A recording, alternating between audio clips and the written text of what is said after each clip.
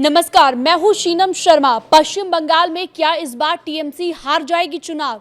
ये एक बड़ा सवाल है और इसके पीछे की 7 वजह मैं आपको बताने जा रही हूं, जिसके दम पर बीजेपी ममता बनर्जी को यहां पर टक्कर दे सकती है और हरा सकती है। पश्चिम बंगाल 2026 का चुनाव इस बार बेहद दिलचस्प मोड़ में आता हुआ दिख रहा है। वोटिंग से पहले मैं आपको बताऊंगी कुछ ऐसे रीजन जिसकी वजह से बीजेपी यहां पर सत्ता परिवर्तन कर सकती है।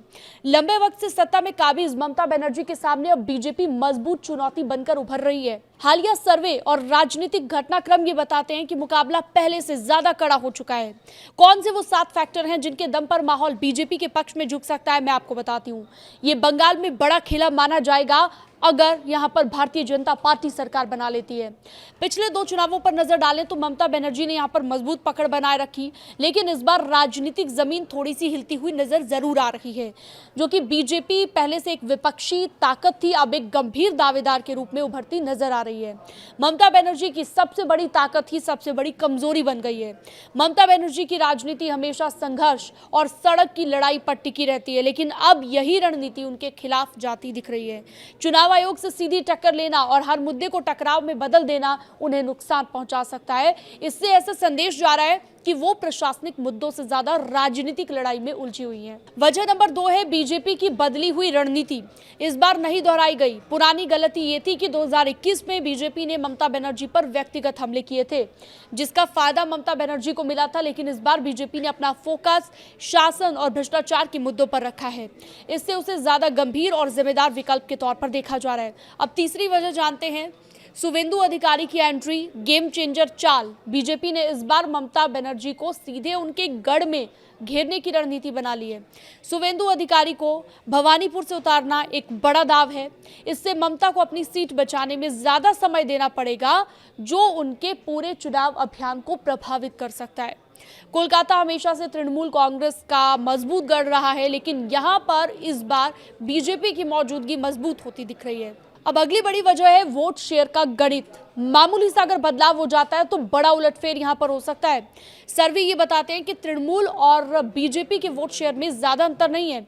ऐसे में अगर 2 से 3% वोट भी इधर उधर हो जाता है तो पूरा परिणाम बदल सकता है। यही वजह है कि ये चुनाव बेहद कांटे की टक्कर का माना जा रहा है। अब जानते हैं वजह नंबर 5, हिंदू वोट और अल्पसंख्यक समीकरण।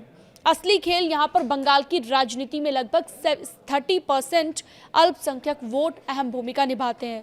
ममता बनर्जी को इसका बड़ा फायदा मिलता हुआ दिख रहा है, लेकिन इस बार सवाल ये है कि हिंदू वोट कितना एकजुट होता है और किस तरफ जाता है। ये भी एक बड़ी वजह है। वजह नंबर 6 आपको बता दें तो कम चरणों में चुनाव होना है, हिंसा पर लगाम लगेगी और मतदाता का बदलता मन एक बड़ी वजह है जहां पर बीजेपी जो है सत्ता में आ सकती है। इस बार चुनाव सिर्फ 2 चरणों में हो रहे हैं, जबकि पहले कई चरण होते थे। इससे हिंसा और डराने धमकाने की घटनाओं में कमी आने की उम्मीद है।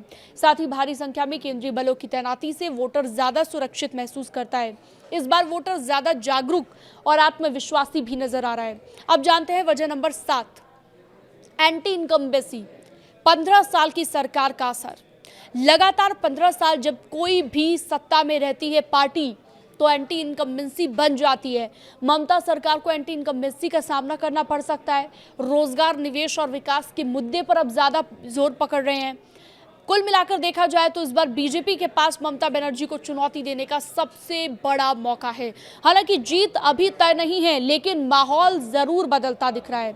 अगर बीजेपी अपनी रणनीति पर कायम रहती है और कोई बड़ी गलती नहीं करती है तो बंगाल में सत्ता परिवर्तन संभव है। आखिर परिणाम होगा क्या, ये तो 4 मई को ही पता चल पाएगा। इस तरह की और खबरों के लिए, लेटेस्ट अपडेट्स के लिए आप हमारे साथ बने रह सकते हैं। न्यूज़ 18 के डिजिटल प्लेटफॉर्म को आप सब्सक्राइब कर सकते हैं।